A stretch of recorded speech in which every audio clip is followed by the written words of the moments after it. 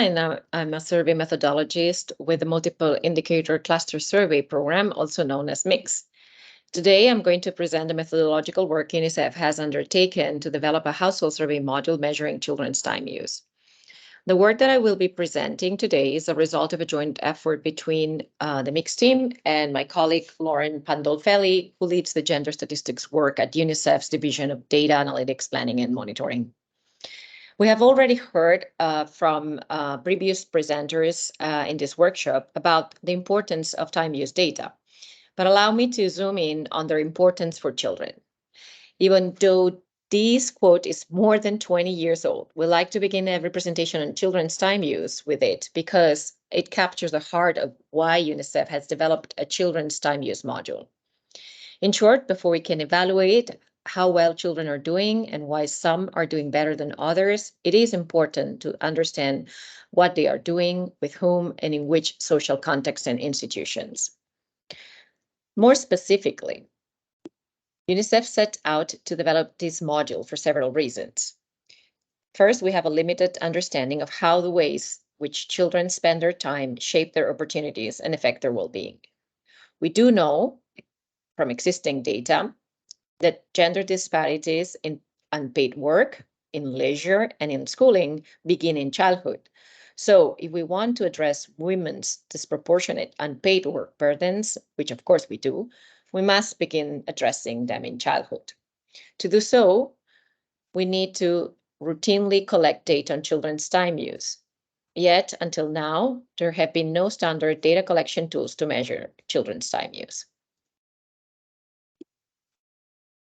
Integrating time use data collection into an existing multi-topic survey household survey like the MIX is not without its challenges, and I'll come back to this shortly, but we do see real value in doing so.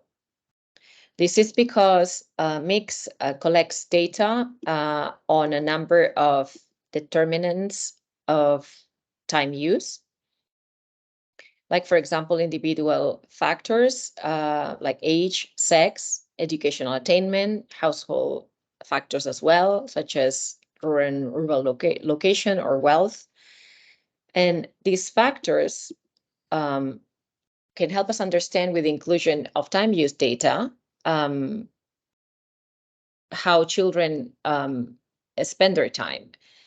And this we can correlate with the well-being outcomes that are measured in MIX, like gender equality, multidimensional poverty, quality of life, and mental health. With all these data, countries can design more effective policy and programming for children.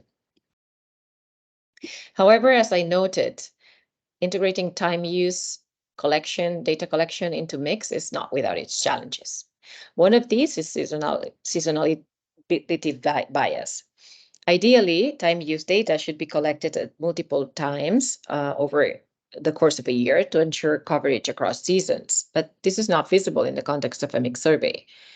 And these can have implications for estimates of children's time use, in particular, for example, on estimations of the time that they spent in school. An additional challenge specific to collecting data on children's time use is whom to interview. Should the data be self-reported by the child, as it is the gold standard with time use data collection for adults? Are children able to self-report their time use, or should the information be collected from a proxy respondent, typically from the primary caregiver of the child? Now, there are three issues at play. The first is social desirability bias. Are caregivers more likely to underreport activities that may be considered undesirable, such as spending too much time on work activities? Or are they more likely to overreport desirable activities, such as activities related to schooling? There is some evidence to suggest that mothers underreport girls' unpaid domestic work, for example, but other evidence suggests that this bias decreases with the age of the girl, because it is considered more acceptable for older girls to spend more time on domestic work. The second issue here is the ability of the caregiver to accurately report the time use of the child. Does the caregiver know what the child is doing and for how long? And the third issue is, at what age can we expect children to be cognitively able to report their own use of time? Eurostat, for example, has suggested that children as young as 8 to 10 years old can report their own time use. But to what extent does this hold true more globally in countries in which mix is implemented and where there may be limited use of timepieces, for example? So to begin to address and resolve these issues, we field tested several components.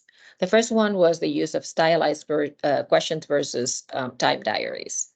We also field tested the self versus proxy reporting. We looked into also the adequacy of the time use categories that we adapted from ICATUS.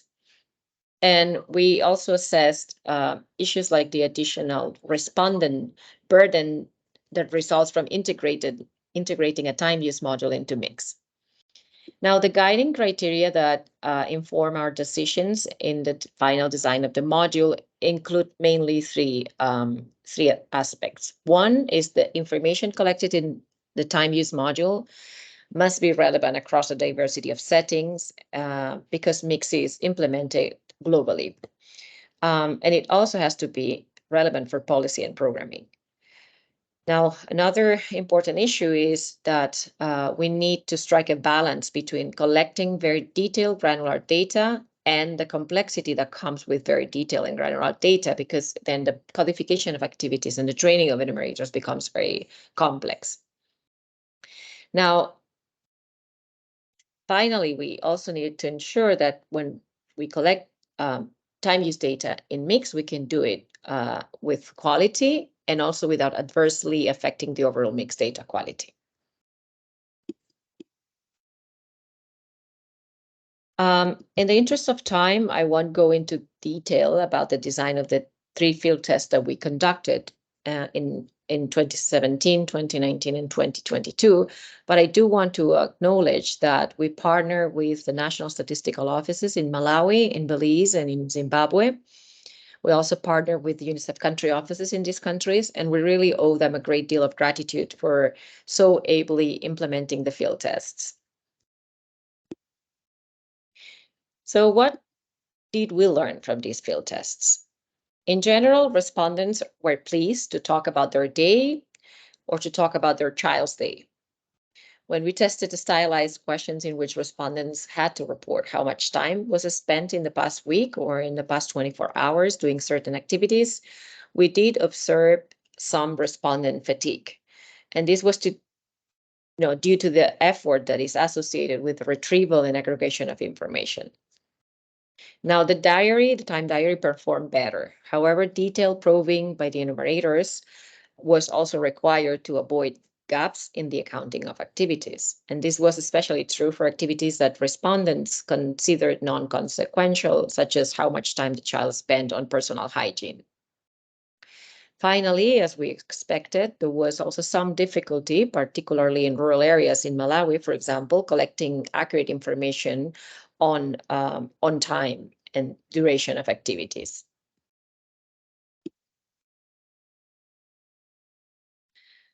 In terms of child versus proxy reporting, caregivers, unsurprisingly, were largely unable to report the activities and the time spent on them that their children engaged in when they were away from home.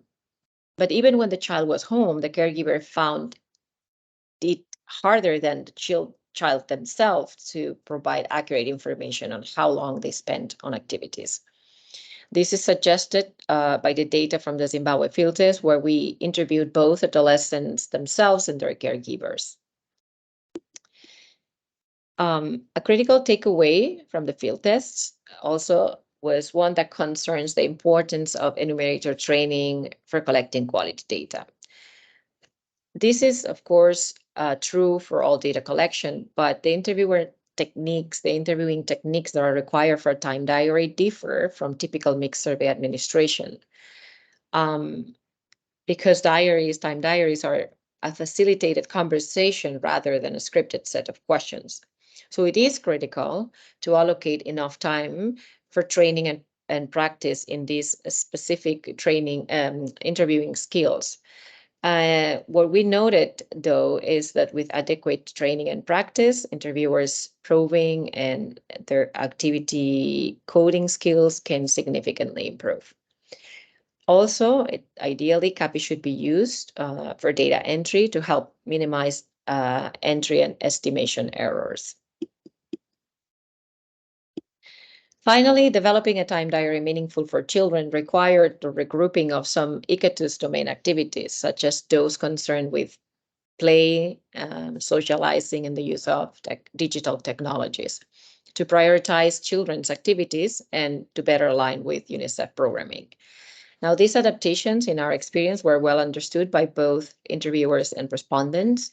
However, we had very small sample sizes in the field tests, and that did not allow us to capture activities that were rather low prevalence.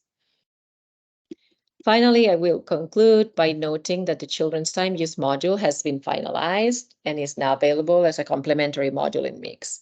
By complementary, I mean that countries can elect to add the module to the base Mix questionnaire and will receive a tool package including administration guidelines, interviewers' instructions, protocols, and ethical considerations for interviewing children.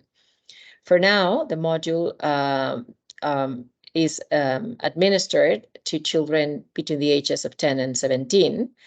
And while the module is directly administered to adolescents between ages 15 and 17, the data on younger children between 10 and 14 is collected from caregivers.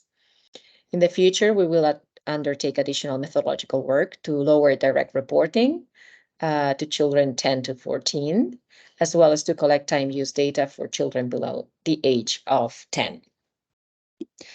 Well, thank you very much for your attention. And if you have any questions about the Mixed time use module, please address them to either myself or my colleague Lauren Pandolfelli. Thank you very much.